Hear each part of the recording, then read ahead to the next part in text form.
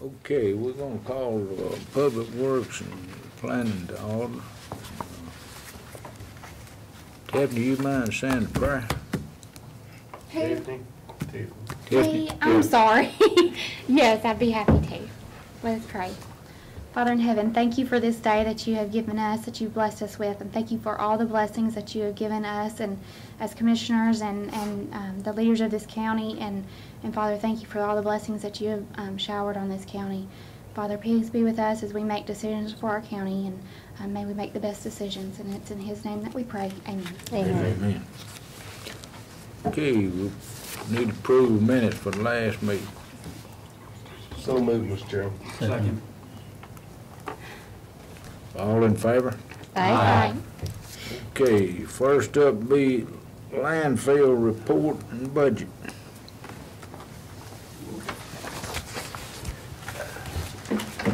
Good evening, how are y'all? Thank you. You finally worked your way to the top. For the longest one I'll have. Y'all got the convenience center on top. Convenience centers are running about as they have been. Trash is still a little bit of slow. The last weekend was a pretty weekend, or a nasty weekend. There wasn't much trash. The weekend before that was pretty, and then 2 weeks before that was pretty. This weekend's supposed to be pretty, so we'll probably be busy again. But convenience centers are running about the same. Recycle loads are about 25% of what we haul. And we did have an accident on the convenience side, at the center side, Monday, last week. One of our trucks was involved in an accident on the interstate. Nobody seriously injured, the truck pretty bad. The accident report shows that we were not involved.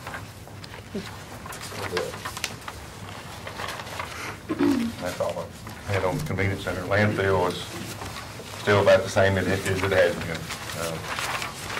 Trash volume is still kind of slow.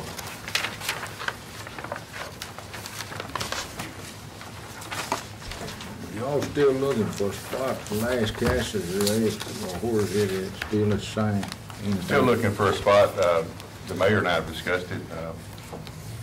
Eventually, there may be an ambulance service out there, so we're looking at a spot big enough for both with the septic.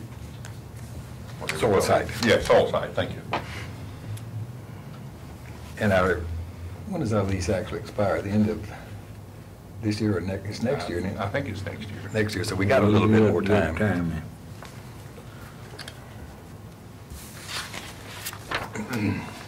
But that's one that does need improvement.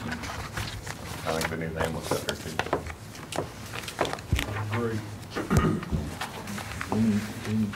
Anybody got any questions on the landfill report?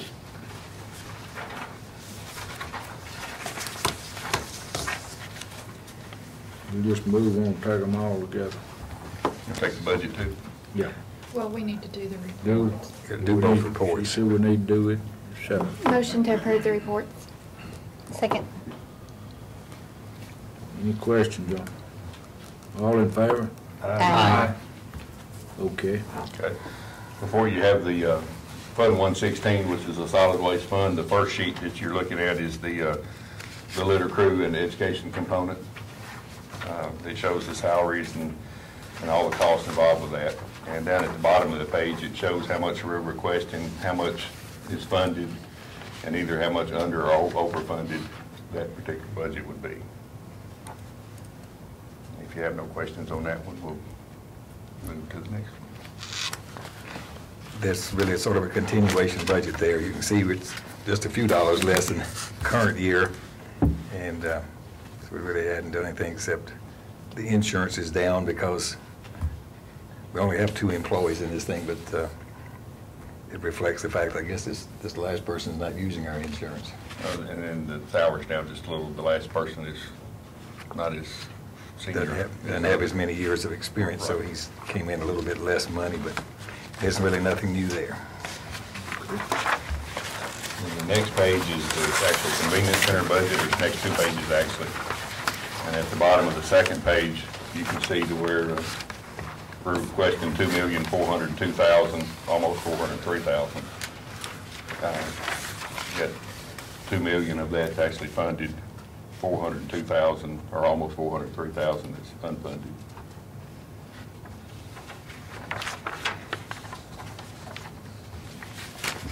There are a few little changes there.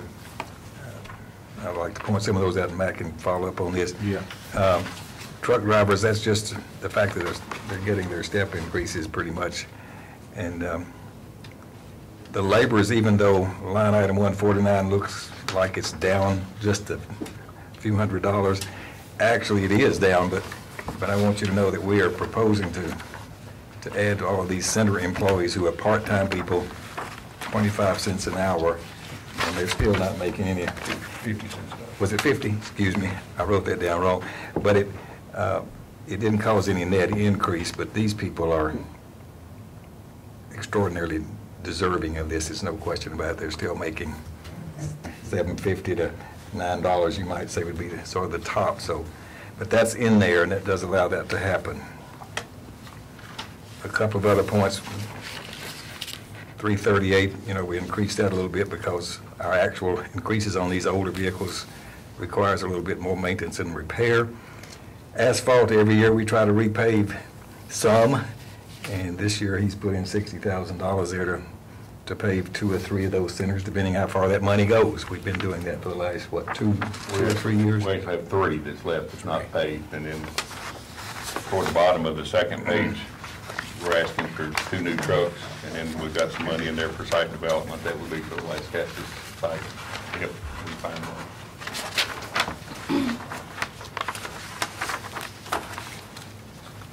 So I think it's important to note that if you find a site, then we've got the money to pay for it, right? Okay. Well, we pay for it out of, see, now his funds don't come out of county general. Okay. And there's no tax, no property tax in here, so he's generating revenue out of that landfill and recycling revenue, and he's using, when it says it's unfunded or overfunded, if it's underfunded, he has to use that out of his reserves in this solid waste 116. So we're using up every year some of the reserves. We still have enough to last several more years if we don't overdo all of this process.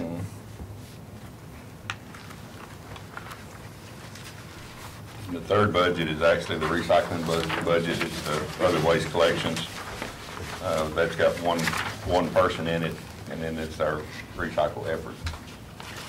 As you can see at the bottom of it, it's actually $206,000 overfunded.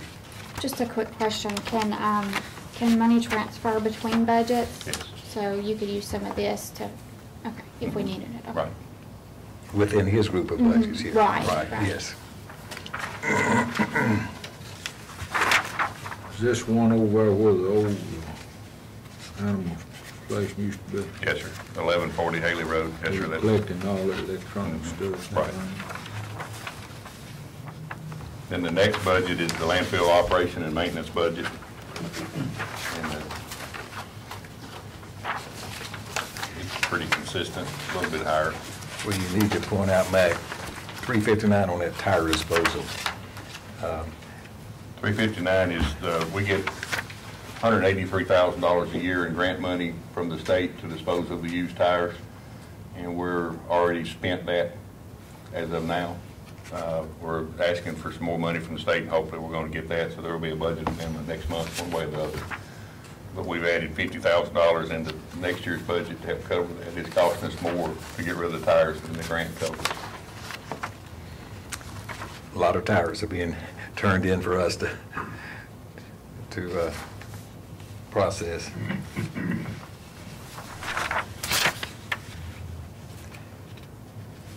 And other than that, there really weren't any other significant changes. Nothing really major in that one. I just had one question. On line item 312, contracts with private agencies, there's a pretty significant decrease there from $47,000 to $10,000, and the notation is to pay for private haulers to help haul our containers. I'm just curious what changed while we're not, I mean, it's terrific that there's that great savings, but what changed that we're not using the private haulers as much? Okay, she's on the other waste collection budget. Line item 312, if you'll look back to old 09-10 budget, there's $254,000. We used to pay a private hauler to haul the recycles for us. Okay, and that was the change. He went out of business, and the $47,000 was to basically finish his contract, which Okay. he didn't. He went out of business. We didn't spend it.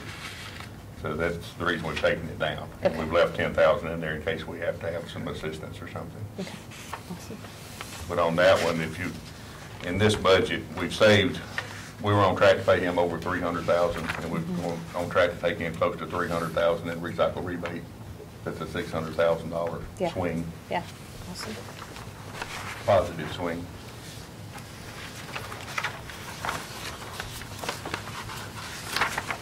And the next budget is the post-closure. That's the old landfill that's closed. We still have to maintain that.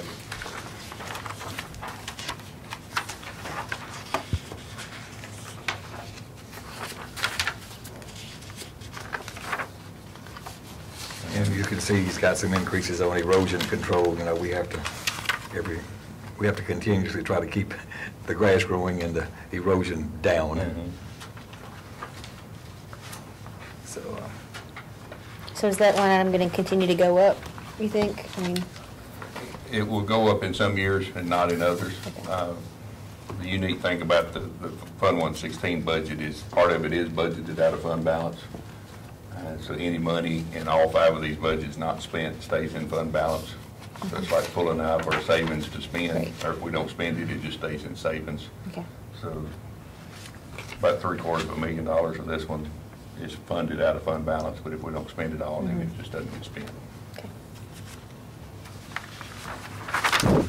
And the next budget is employee benefits, and I just plugged some numbers in that one, basically kept the same numbers. That's something that finance will have to do at a later date.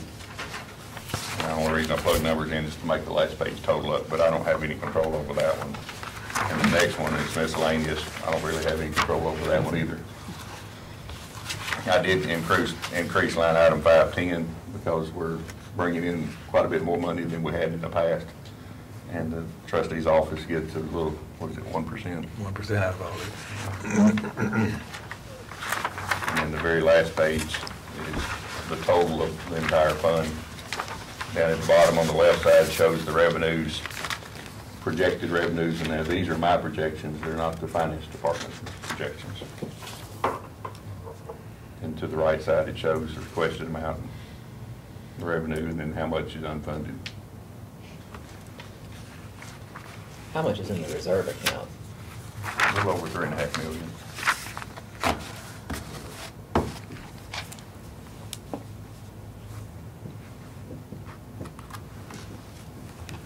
But there's an actual, No, it's a good part of this is because of these, we've bought 2 trucks this go around and gonna buy 2 more. So, you know, this is the first time we bought any vehicles in 5 years since I've been here. But anyway, so that's a good piece of that 700.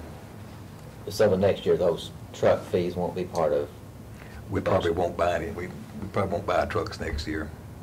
So, but this year's $166,000 in trucks. 266. 266, excuse me. And then the $303,000 increase in the budget is in 2 line items, trucks and last gases. And if we build a new site for less gases. So it's over 400,000 if you take those, just plus that $50,000 we increased on the tire disposal that we have to do. We got to pretty much sustain the tire business too. We'll have each choice. Right. Ain't got no choice. Right, and it's the right thing to do. The tires, Sure. if we don't take them at the landfill, we're gonna pick them up on the side of the road. We're gonna get them on the way to Right.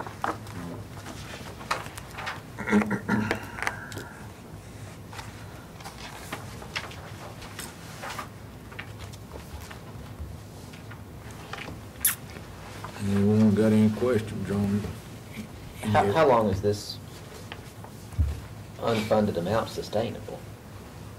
I mean, how many more years can we Well, run? even at this rate, we could go 5 more years. And that assumes, because we've made a pretty big turnaround here, like you said, we've had a $500,000 swing plus just on the recyclable business, so.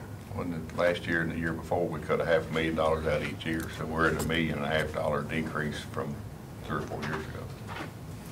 I'm just worried that, if we spend more than we take in, that, the next few years, we're not gonna have any reserves left, and then what are Well, we gonna do? we're concerned about that, but we're a lot more efficient. You just can't imagine how much more efficient we are than we were 5 years ago. Yeah.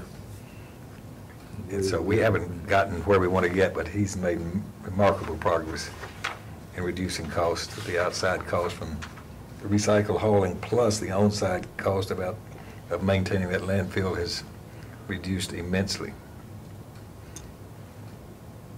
But it's just about as efficient as it's going to be. Yeah, we don't The have a lot more recycle- room The to go. recycle revenue is improving some more, but that's not going to grow like it's already has grown either. Do we have to buy both trucks and do a landfill in this next year? Or could we do a little of that? Well, I think we'd be Each year. advised that the maintenance on these trucks is getting to such a point, it's sort of self-defeating if we don't go ahead and sort of get our arms around replacing those. We'll spend too many dollars on maintaining trucks that are already worn out and not safe as well in some respects. Oh, and that's what costs the money, is to keep them safe. We don't run them if they're not safe. But if you look at a new truck versus an old truck, we just got a new truck in Thursday, last week. And it isn't in the street yet. We still got some more things to do to it before we put it on the street, but there will be almost zero maintenance cost for that truck for almost 3 years, other than brakes and tires. The rest of it's warranty work.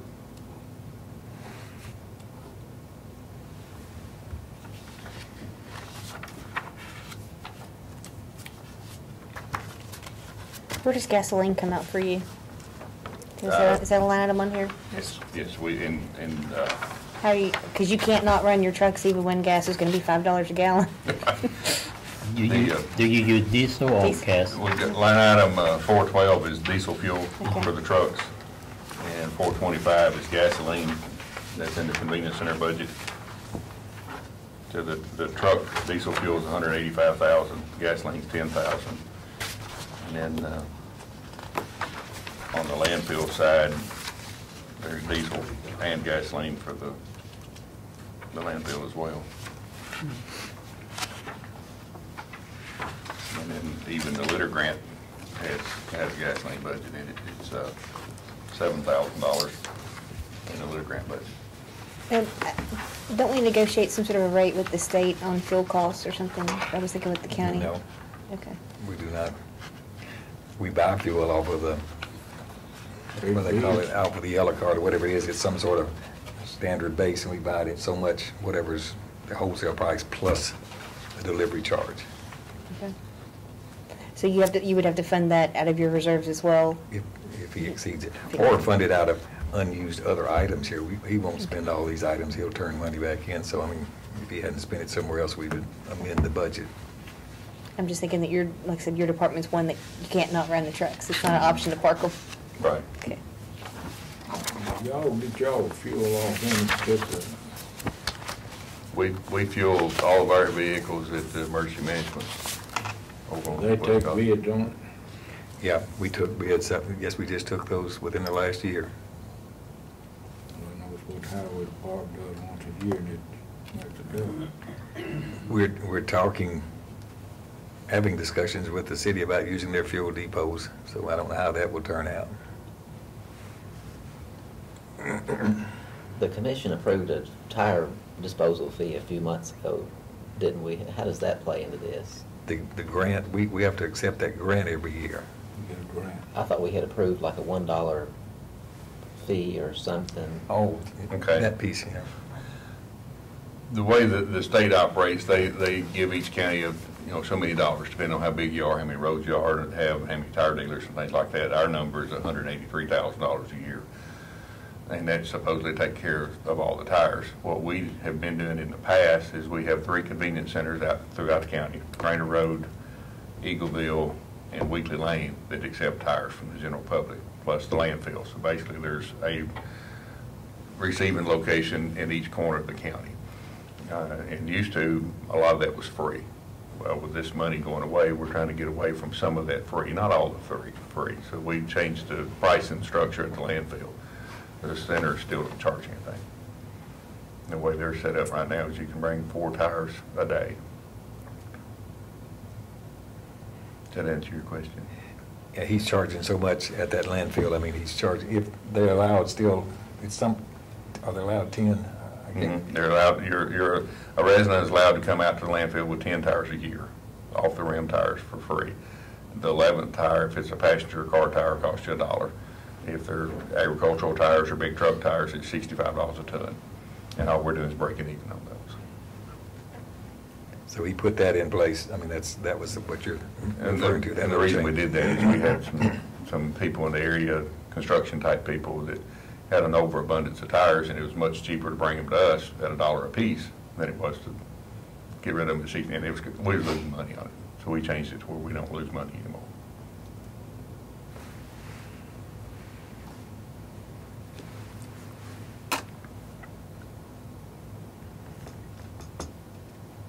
Do you need a motion to approve the budget as presented?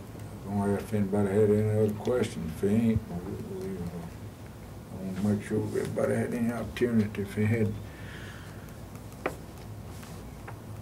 we'll just be forwarding this on to the budget committee, and then they'll overlook it again. Then you'll get another chance.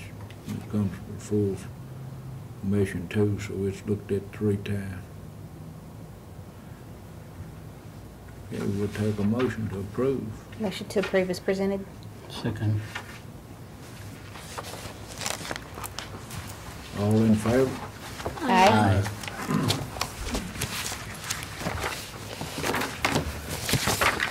Thank you. Thank you. Okay, building codes. Mr. Chairman, Commissioners, have the Building Codes Department report on the table. February's activity in building was 107 permits issued. Plan review fees was $325. Permit fees was $27,031. Plumbing permit fees, $2,170. Gas permits, $535, for a total of $30,061 taken in. On the back of that report is our totals for this year. 26 single-family dwellings was issued in February compared to 19 in last year's February. 107 total building permits, 111 total building permits last year. Our total single families for this for the first 2 months is 49. On the next report, we have our zoning inspections. For property standards, we performed 84 inspections in February for a total of 183 for the year. 71 for conditional uses and signs for a total of 107 for the year. Our new cases for February was 17 and our closed cases was 24.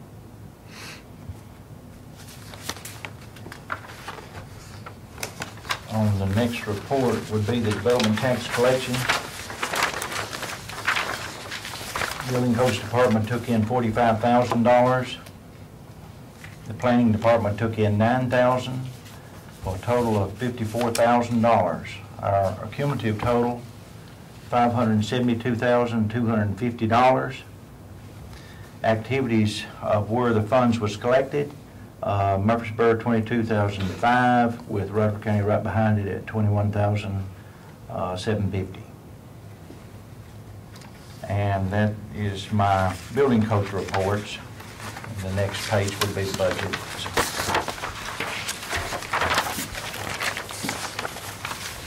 Need to approve the report first. Motion to approve. Second. Anybody got any questions before we vote? All in favor? Aye. Okay. Building code budget for 2011-2012, we met with the mayor and are reading off of his recommendations for that budget. Under salaries, we're all plugged in by the finance department. Yeah.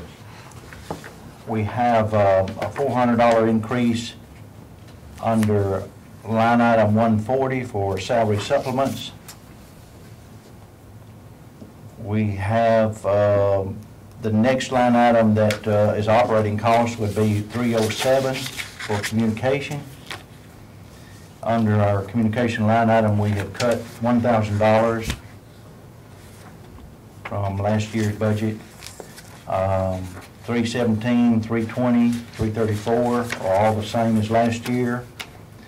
We have eliminated maintenance and repair of equipment, would be $500 less than last year's budget. We have cut postal charges $600, which is $348. Line item 349 and 355 would be the same as last year. Other contracted services was cut $1,500. Gasoline stays the same. Office supplies stay the same. Uniforms.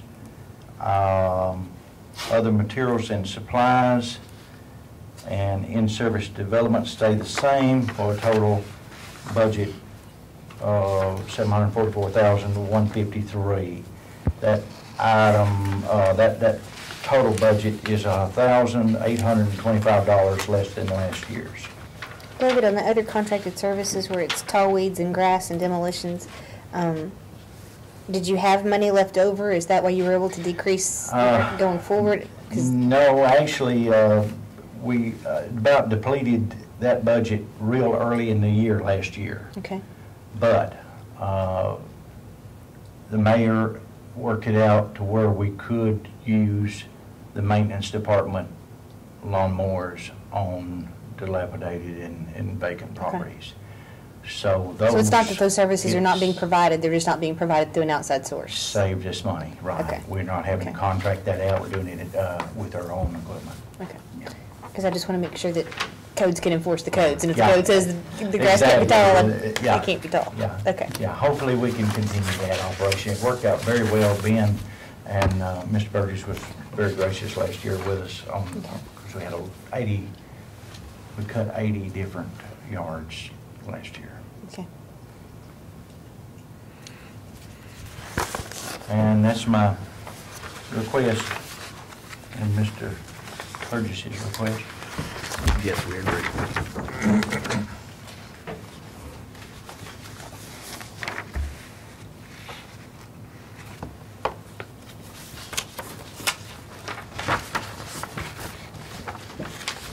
Anybody got any questions?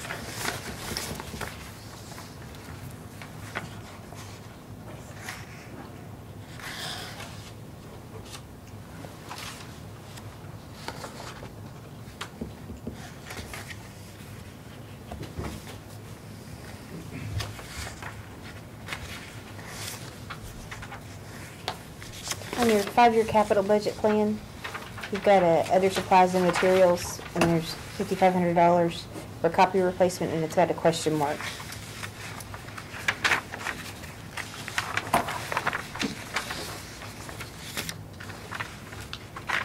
Are you just guesstimating what the cost of that is, or not sure if you want to replace it, or? Well, we were considering what to do with our copy machine. I think it came up to the point where we were spending on the maintenance agreement.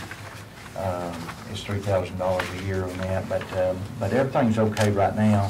It's just, and that might have been forwarded over Okay. from other capital line items We're not 3 or budgeting. 4 years So we're- ago. so we're not- We're not budgeting anything in this 2011-12 year for capital expenditures. Yeah, we didn't know when that copy machine, I think the question mark is when are we When it lays gonna down. need that? Yeah, so we're kind of plugging it in to where we know we may need one in the future. Okay. I'll make a motion to approve the budget request as presented. Second. Anybody else got any questions on the full vote? Not all in favor? Aye. Thank you.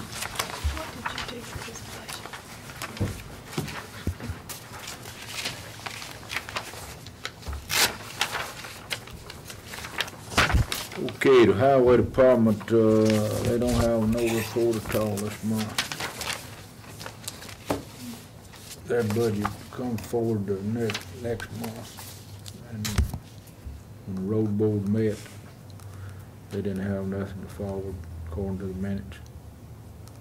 So, planning department.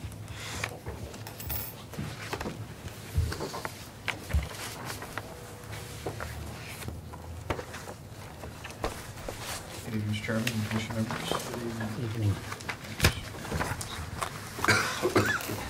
You have on your tables before the meeting the subdivision reports.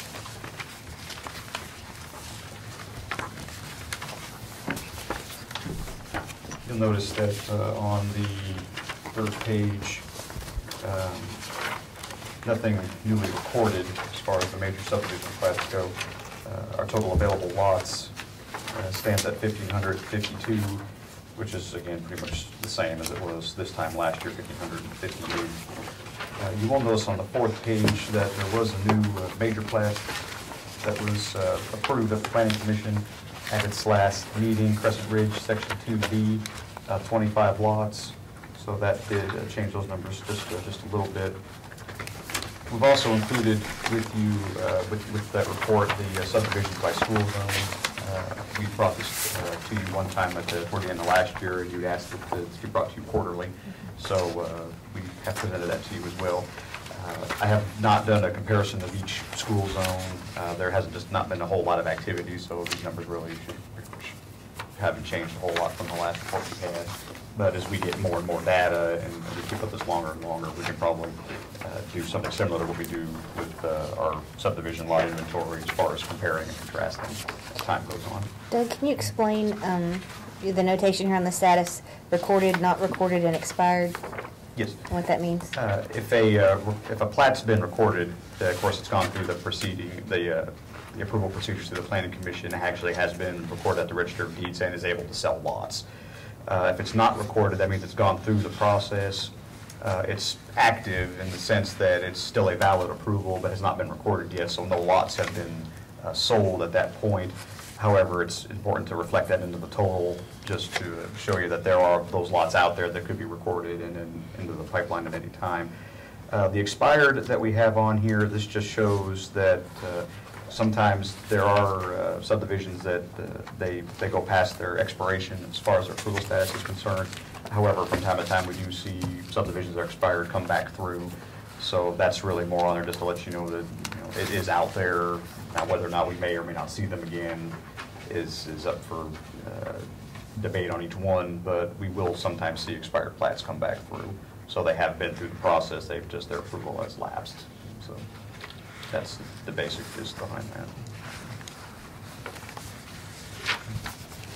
There's no other questions on those reports. We just have one rezoning conditional use permit report for you from the Planning Commission last month. That's for a piece of property along Highway 99, approximately 9.5 acres. They're asking for a rezoning from R15 services with a conditional use permit for a number of different uses. Essentially what they're wanting to do is construct a commercial building about 10,000 square feet in size. It'd be used for general retail, office space, and also for a maintenance shop. There is some sheets in here from their package. They'll have underground utilities, front facade with brick, but the remaining building would be primarily metal in construction. Of course, the application would have to meet our landscaping and screening requirements. There was some discussion at the Planning Commission regarding some of the uses. The biggest issue with this site is the water service that's out there probably will not be able to support a fire hydrant according to information we received from the Consolidated Utility District. So the Planning Commission was concerned about any uses that, higher occupancy type uses, I guess. So with that, the Planning Commission did recommend in favor of this. The applicant did have a neighborhood meeting out there. I believe Commissioner, you were in attendance at that meeting. So with that, I'll be happy to answer any questions. If this is approved, any site plan that is brought forward would still have to be approved by the Planning Commission, and the fire hydrant waiver would be needed from the Board of Zoning Appeals. So I'll be happy to answer any questions. Did they make any changes to the uses based upon the fire hydrant? They took away a few uses. I think they had some uses in there. There were,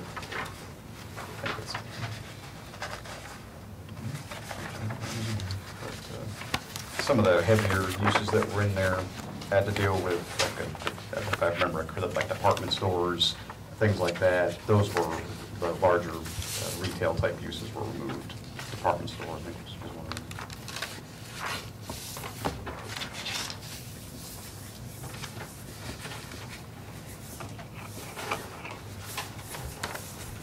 them. Anybody got any questions on the report?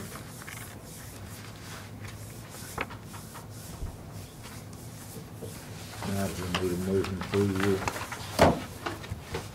I make a motion to approve. Second. All in favor? Aye. The other handout that you have from Planning and Engineering is our budget, proposed budget for next year. I'll just go through the line items just briefly. We have met with the mayor on our budget, and also the Planning Commission has reviewed this and approved it as well. There's a couple slight modifications to what the Planning Commission has seen, and I'll go over those here in just a moment. The first few line items, all the personnel line items, those numbers were plugged in there directly from the numbers that we received from our finance department. Our part-time personnel has stayed the same. Longevity has increased just slightly. Board and committee member fees, also in service training, those have remained the same. You'll notice a decrease in line item 307, communications. Actually, our whole building, Goldstein's building, we've been put on a new phone system, one of those VoIP systems, which has saved us a considerable amount of money, as well as our wireless communications. We've switched from the Nextel to Verizon to provider, so we've seen cost savings there as well.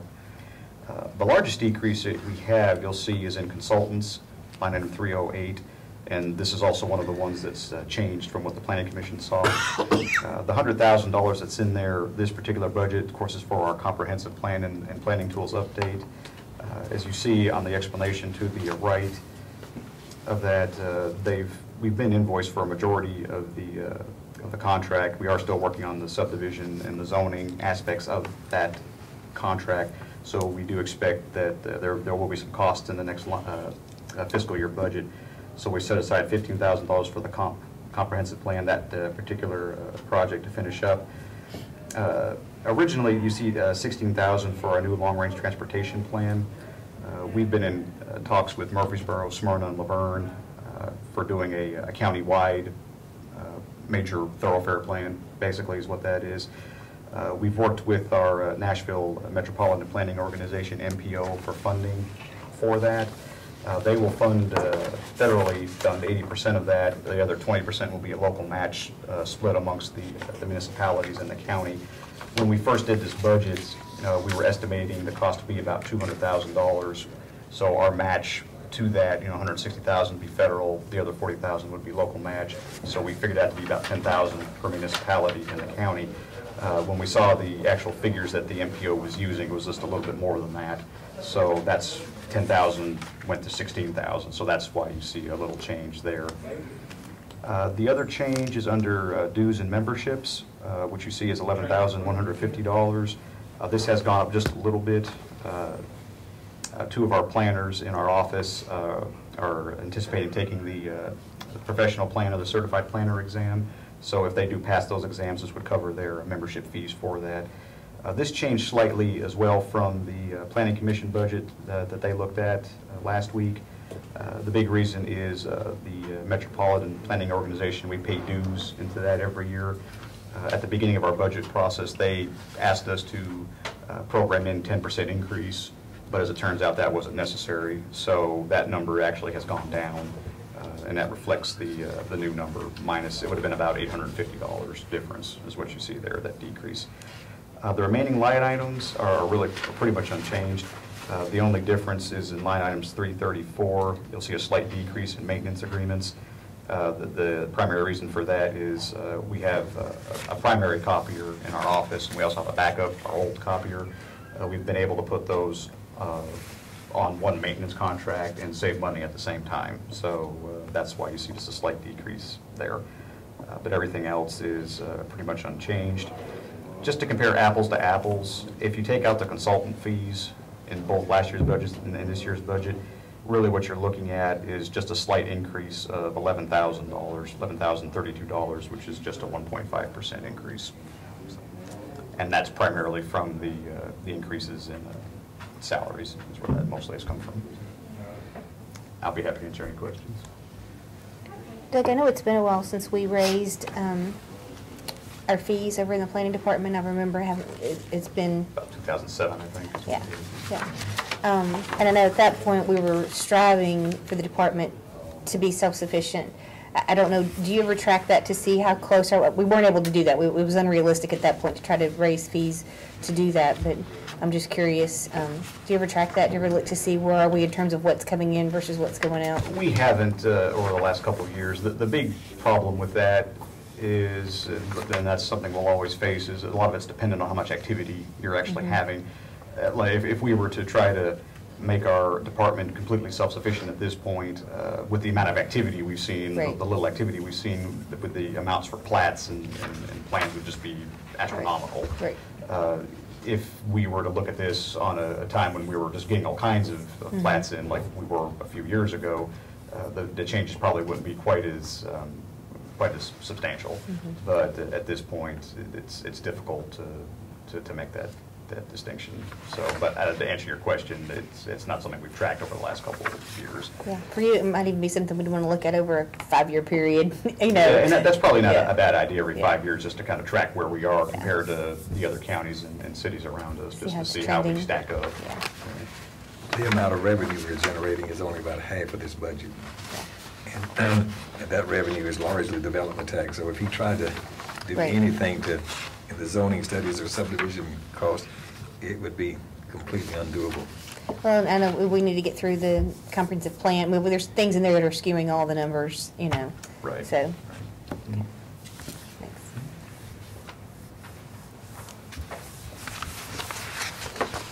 Anybody got any more questions?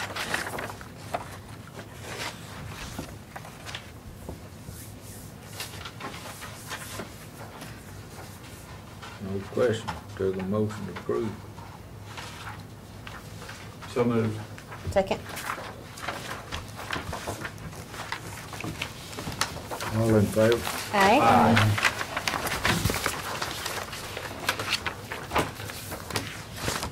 Dale? Yeah, no, I got a couple of, a few things on stormwater. What I've got here for the new commissioners, our stormwater program is about 5 years old. It's a federally mandated, unfunded program through the Clean Water Act. And based on the state law, there's 6 items we have to cover in this law, and we have a permit that issued with the state that we follow a format they give us, but we have to give them how we're going to accomplish these different items. And so the budget that we have for stormwater, which is, it's a separate budget, and it's under the engineering program, under the planning and engineering department, was put together, like I say, I believe it was 5 years ago. At that time, we charge a fee for land disturbance when they do development out there. And at that time, our land disturbance fees were breaking in over $200,000 a year, and our budget runs about $135, $140. If you notice, I'll give you, if you haven't already have it, the revenue for this year is running about $12,000 or $14,000. But we're still mandated by the state and the feds to do the program. So that's kind of the background of the reason we have this particular program. The first one I showed you is a budget amendment from this year.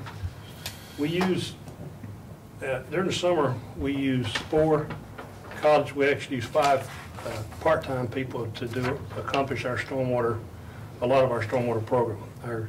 Our college kids walk streams, they look for illicit discharges, and I think we have to walk every stream in the county. We have to do it every year, update these things.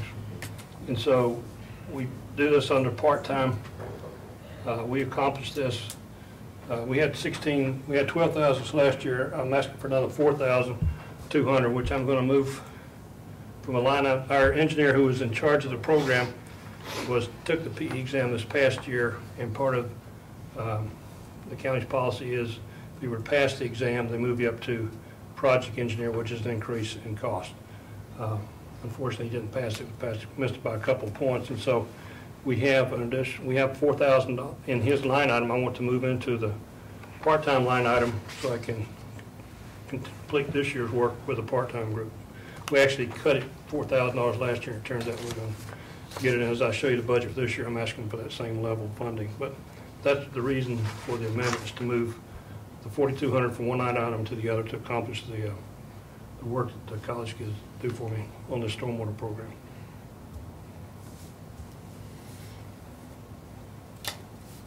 Anybody got any questions, Tom? All right, we'll take a motion to approve. Make a motion to approve. Second. All in favor? Aye. Had to call a roll. See, we had to call a roll on this. Budget amendment, you have to call. Commissioner Allen? Aye. Commissioner Black? Yes. Commissioner Jones? Yes. Commissioner Sereno? Yes. Commissioner Stevens? Yes. Commissioner Turner? Yes. Commissioner Jernigan? Yes. Now, I've got a stormwater budget. I don't know if you guys have a copy of this. I've made copies for everybody. They don't have copies. Okay.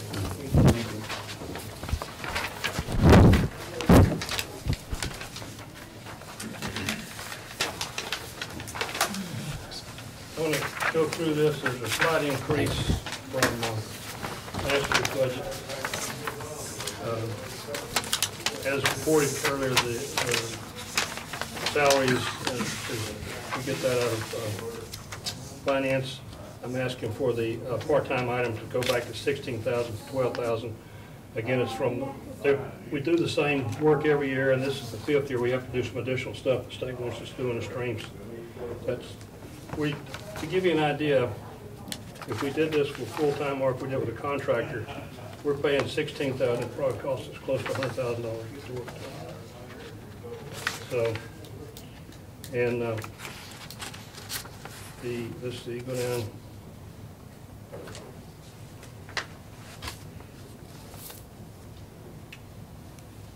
Next, let's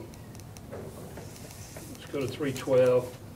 In 312, we've got, there's a $3,460 we pay to the state every year in a maintenance fee.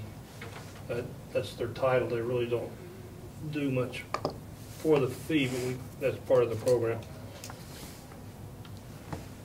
We're working in conjunction with Murfreesboro, Smyrna, and Laverne. We all of us have the same programs. We all of us have to accomplish the same things, and so we do a lot of stuff in conjunction with them. Our engineer meets with them on a quarterly basis, and he also is the president of the Middle Tennessee Stormwater section for the state of Tennessee, where they meet on a yearly basis to go over ideas people have doing the same thing, or maybe they got a better way of doing it, and they meet and share ideas and stuff. Well, one of the things that the four entities in the county are doing is Project WET. Now, this Project WET is an education program in the school. What we do is we go through the Discovery Center. They've got an instructor who has it's a stated standard program education on stormwater, and as part of one of the requirements in our permit is we have to do public education in schools. So what we accomplish here, you'll see in this line item, $39,660. Well, $35,000 of that is Project WET. $7,500 comes out of our budget, and the other $2,500 come from the cities that they put it to us, and then the whole thing's paid out of our budget. So that's the reason that number's what it is. Dues to memberships are basically went up because of Todd taking this shows an increase, but again, he's taking the test again. If he doesn't pass it, that'll be less than next year. Under 349, we, for an example, part of our public education program is we've agreed to hand out some pamphlets. These pamphlets, this is an example of one that was produced for the Harpeth River watershed. And what this, and I'll pass it around. That's those streams in the county that are listed on 303 list, which is streams that are impaired, are listed on here. That shows what the contaminant is in the stream. It's more of a public information type thing. So the state organization and the MS4s are all pooling their money to order some of these pamphlets. Our portion is going to be $1,600. No, I'm sorry. We went down to $1,445, and then that's out of $25,000. That's our portion, and from that we get, I think, 5,000 brochures. And what do we do with them? What we'll do is we'll have those. Some will be going to the school. Some we'll have in front of our desk in the office. We'll hand out to the public. We usually have some that we can put at the library. When this program first started, Murfreesboro did a 3 or 4 page pamphlet that they mailed to all the people in the city. I forget how many thousand went out. And then most of them were in the trash in the post offices. They got them in their mailbox. But they paid $125,000 for that particular program. So this is not a 3-page pamphlet, but it is in color. We get all the colors and stuff, and it's basically going to cost us $1,600 to do this. And Murfreesboro is doing this too. They didn't do the same thing twice. The line item right above that was postage. How were you able to eliminate postage altogether? But the fact that we didn't mail out any of the forms, we're giving them out. The first year we did this, Phyllis did a lot of research, and we sent out 62,000. But she was able to work with a contractor. I think we did this whole thing for around $6,000. Okay. And so we've eliminated that by, when you mail them out, you're never sure, and you're still not sure people are going to look at them, but the idea is try to expose as many people you can to the information, and hopefully they'll use it as they change their attitude towards stormwater and trying to clear the streams in the county. We also, in 349, there's $160 for some inspection forms. David just left, but we put together these, they're 2-page, one's a copy of the other, inspection forms that the state wants on each site that there's activity. Excuse me. So working with Dave's building inspectors, they go out to the site. They'll fill out this 1-page form. They'll keep a copy downstairs. We keep a copy upstairs. It goes into a GIS layer that we've created, so we'll know, what's been inspected, what happened, and we also have it on hand when the state comes in to audit our program because they're looking for that.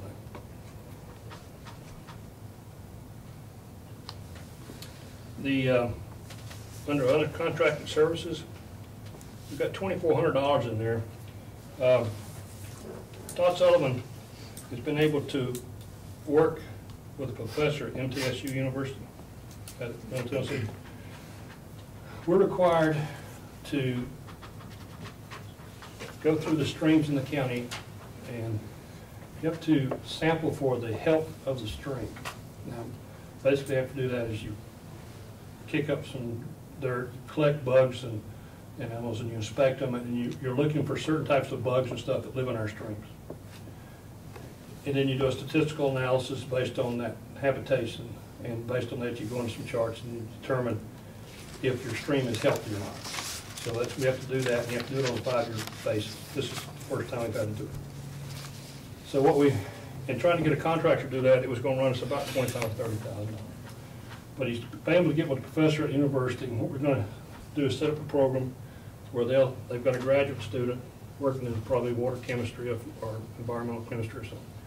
He'll take on the project. He'll then use the data to probably write his thesis or whatever. And then, in turn, we'll redo that project every 5 years where another student comes, that's the plan. Student comes in, takes the old data, gets the new data, compares the streams, and comes up with the thing. And they said they can do that, including the analysis and all the stuff that we need to do for the state for $2,400. So that's the reason that $2,400 is in there.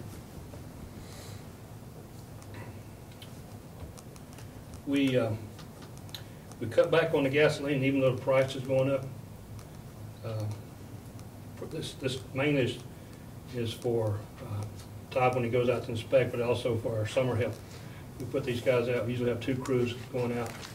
We've got an old Suburban we use and another a Jeep we use to do this work. That, to be truthful with you, I thought we were using more gas than that. Last year, the mayor asked me about the number. I think it's been charged to somebody else, but anyway, this is what showing us is They're still not spending their budget or the 1,500. So we're less than that. And under the Maybe they're doing a lot of walking. they do. Well, that's a true statement. Now they park the vehicle and they walk in streams. They may walk 2 to 4 miles through these streams. Absolutely. With the mud and the snakes and stuff. It's pretty hot. Not really a fun job. They've been chased by buffalo and they've been chased by horses and they've almost stepped on a couple of rattlesnakes and they've been stung by bees. And Mosquitoes. a lot of mosquitoes. The person who go, that means the part-time employee. Yeah. I see. So, under 499, that's a reduction because basically the equipment we've got now is in pretty good shape. This is just for a few items that we do have in here. That Trimble camel for $900 shouldn't be in there. That's a note we should have taken out. We bought that last year. Anyway, so it shows an increase there of about $1,900. And that's our proposed budget.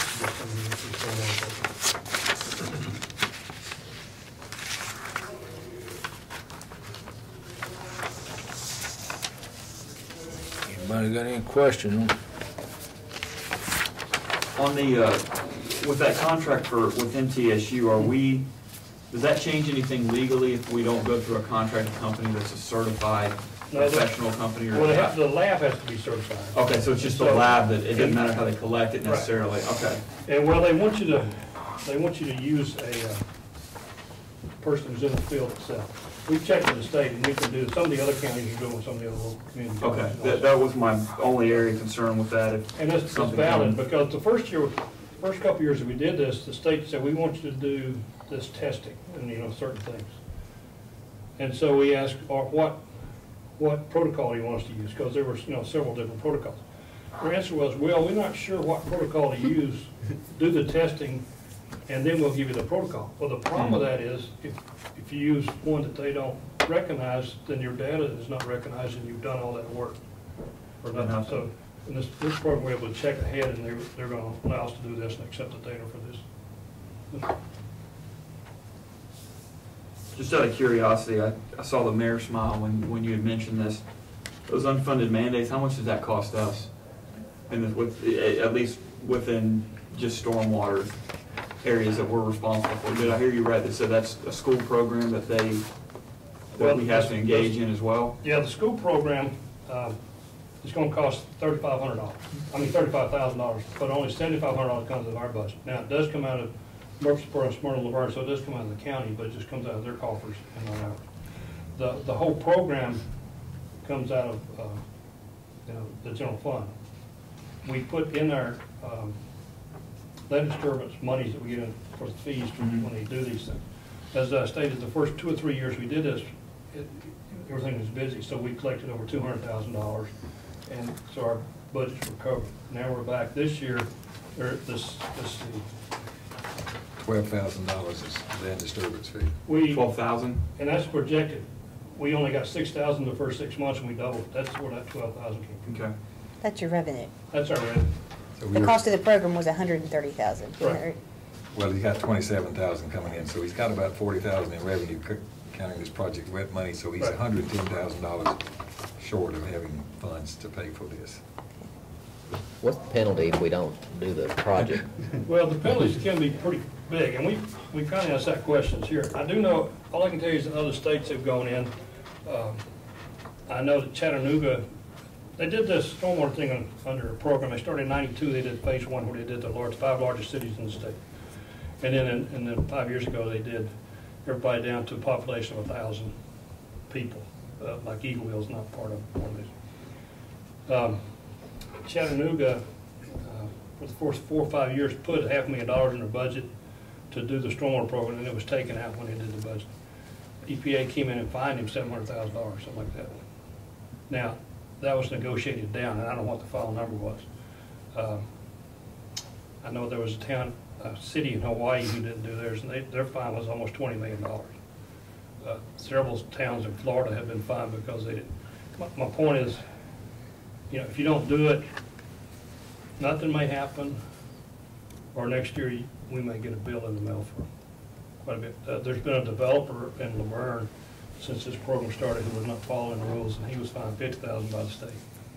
We've had a homeowner in the county who, he checked on all the regs, decided not to do it. He did what he wanted to, and it ended up costing him $22,000, plus he had to tear what he did. So, I reckon the answer to your question is, we are susceptible to fines, of which I can't tell you how much it would be if we don't do the program. So the EPA is fining people or the state? Well, both. If the EPA comes in and they're talking about starting do inspections, come in, their fines will be larger. But the state has fined people in Tennessee for not doing the program. If on our inspections we find a property owner doing something that's causing a stream to become impaired, what do we do? What process do we follow? Well, at this point, we notify them, we also notify the state. And so they're still working on the process. The state will actually come out and tell them we have to do X, because we've already had that happen 2 or 3 times. And if they don't do it, the state will most likely come in and fine them. They've got a bigger stick than we have, so they fine them. But our task is to find the things, report them, make sure they're notified, and then they come in and audit our programs to see how we're doing this, and then they usually taking care of the fines so far. So do we get any portion of the fine? No. So if we don't do the education program, they'll still fine us? That's part of it. There's six aspects to the program, and that's just one of the aspects of the program. The other, we have a discharge, we have to do these inspections. Another thing we inspect is all the county properties. Every year we have to go through and inspect the runoff of them and see how that's happening. And we're doing some education. We're setting up an education program for the different departments where Todd actually goes and meets with the departments gives them a class on the stormwater program. We're having to pay fees. The county is, for our properties, into the other municipalities to cover their stormwater cost. So like if you have a EMS system inside or I don't know, what would you have inside of the city limits? Every building, where we're located. Yeah, highway departments, schools. Okay. We have to pay into the municipalities, wherever their jurisdiction is, whatever fee structure they've got set up. So the stormwater program is costing more than this, Yeah. because of the fees and other things. We're trying to do it as efficiently as we can, with, minimum amount of people and equipment, utilizing part-time and trying to use the universities, that kind of stuff. The thing about it, you're doing all this checking, all these streams, you could find some might be dangerous to people when you catch it too. That's the plan. And then as they get into the health of the stream, one of the larger, I won't say pollutants, one of the larger causes of silt problems in the stream is agriculture. So they're trying to come up with some programs how to deal with it. Maybe, people like to form right to the edge of the stream, maybe have a buffer, try to come up with a buffer, that kind of stuff. They're trying to come up with practices, educate people. It's going to take a while to change the mindset of some people to deal with this type of stuff. Was there ever a time, back to Commissioner Allen's question, that we collected any of those fines if they were ever implemented on individuals in Renfrew County? So the state's always come in and... Right, states. So far, since we had the program, the fines that have been in the county, the state's collected them. We don't see any of those. Now, so you guys are basically doing the dirty work, and then you report it, and then they take the fine. When it first started, the state has inspectors, and they were doing some of the stuff we are. Well, as their budgets have been cut, they've cut back on their inspectors, and they've passed it down to us, but then they don't bring any Pass the revenue down. That's my problem. That's my problem. Is you guys are doing what they were doing, but they're going to keep all the money anyway. It seems backwards thinking to me, but I guess it's typical government run. You know, I suppose if I was supervisor up there and they came to me and said, you gotta come out with some way to fund your people, I would probably, but I understand that, it just sounds backwards to me that that's, you know, the way that it is, and it, you know, we're just talking about the other, last meeting about sources of revenue, and there's one that gets pulled right away from you, especially if it be something that's directly affecting our county, that we'd be reporting a violation. You would think that the state would be a little bit more open to that as far as sharing that revenue, but apparently they're not. Do we have any latitude to assess a penalty or a fine? I mean, we assess violations for codes. yeah, in our stormwater ordinance, we put in there that we can assess up to $5,000 a day. And that would actually go through David Jones. His department works with us on this, and they're the ones that can issue the citations and take them to court and that kind of stuff. Have we done that yet with anybody? We haven't done that. So far, the program has been, if we find something, we work with the state to make sure it's corrected. You guys do a good job giving the limitations of being handcuffed sometimes. Anybody got any more questions, Dale? I think he's done a good job explaining. Yeah. Okay, we need a motion to approve, eh? I'll make a motion to approve the report as presented. Second.